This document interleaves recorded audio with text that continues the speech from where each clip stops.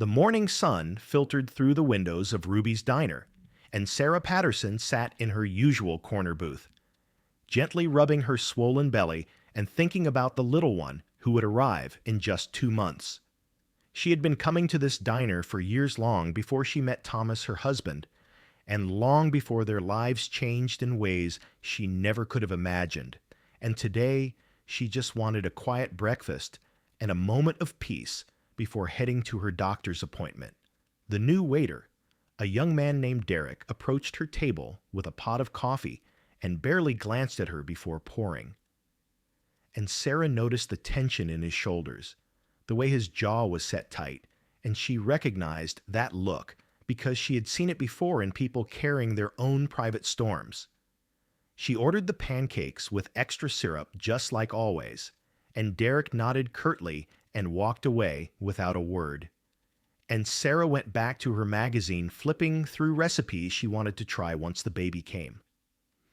When Derek returned with her order, his hands were shaking slightly, and he set the plate down too hard, and syrup sloshed over the edge onto the table, and Sarah looked up with a kind smile, ready to tell him it was no problem at all.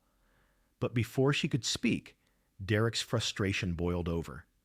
He muttered something under his breath about people taking up space during the busy morning rush, and then in a moment, he would replay in his mind for years to come. He grabbed the water pitcher and dumped it directly over Sarah's head. The diner went silent, and water dripped from Sarah's hair, down her face, and soaked into her maternity dress, and she sat there stunned, her hands instinctively moving to protect her belly, and the room seemed to hold its breath. Derek stood frozen, realizing what he had done, and his face went pale, and his mouth opened. But no words came out, and in that terrible moment he saw not just a customer, but a pregnant woman who had done nothing wrong, and the weight of his action crashed down on him like a wave.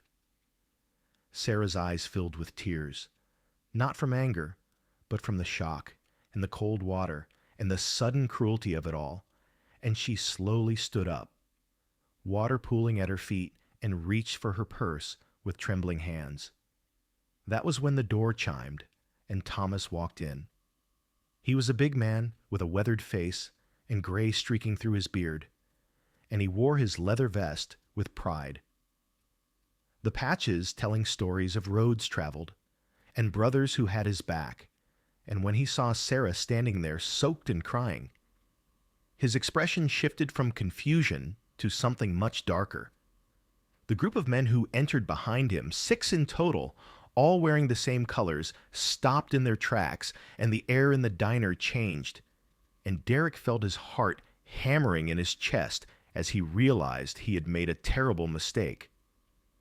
Thomas crossed the room in 3 long strides and put his arm around Sarah, and his voice, when he spoke, was low and dangerous, and he asked her what happened, and Sarah, through her tears, told him.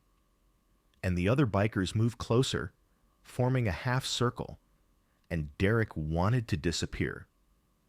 But then something unexpected happened. Sarah placed her hand on Thomas's chest over his heart, and she looked up at him with those gentle eyes he had fallen in love with 10 years ago, and she said his name softly, and Thomas looked down at her, and some of the fire in his eyes dimmed because he knew that tone. She turned to Derek, who looked like he might be sick, and she asked him if he was all right. And the question was so unexpected, so completely opposite of what Derek deserved, that he actually stumbled backward. Sarah explained that she could see he was upset, and that something must be terribly wrong for him to do something so out of character. And Derek's eyes filled with tears, and his voice cracked as the words tumbled out. His mother was in the hospital, and the bills were piling up, and he had taken this second job to try to help, and he hadn't slept in 2 days, and his younger sister depended on him, and he felt like he was drowning, and he knew none of it, excused what he did, and he was so sorry, so terribly sorry. The diner remained quiet, and Thomas studied the young man and saw something in him that reminded Thomas of himself. Decades ago, when he was angry at the world, and making mistakes, and learning the hard way about consequences. Sarah asked Derek to sit down, and he did, and she sat across from him still dripping, and she told him about her own mother who had been sick when Sarah was young, and how frightened she had been, and how sometimes fear and exhaustion make us do things we never thought we were capable of.